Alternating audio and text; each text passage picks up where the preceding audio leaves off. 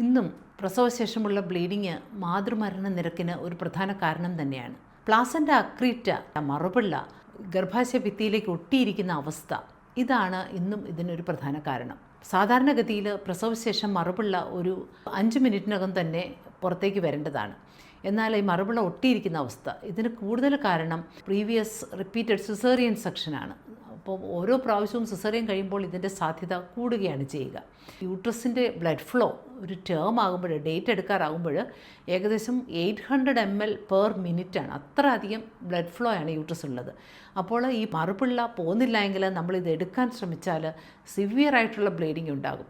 അപ്പോൾ നേരത്തെ ഇത് നമ്മൾ ഡയഗ്നോസ് ചെയ്യും. അൾട്രാസൗണ്ട് വഴി, MRI വഴിയൊക്കെ നമ്മളിത് ഡയഗ്നോസ് ചെയ്തിട്ട് ഇത് നമ്മൾ ടാക്കിൾ ചെയ്യാനുള്ള എല്ലാ സജ്ജീകരണങ്ങളുമുള്ള ഹോസ്പിറ്റലിൽ വേണം നമ്മൾ ഡെലിവറിക്ക് പോകാനായിട്ടുള്ളത്.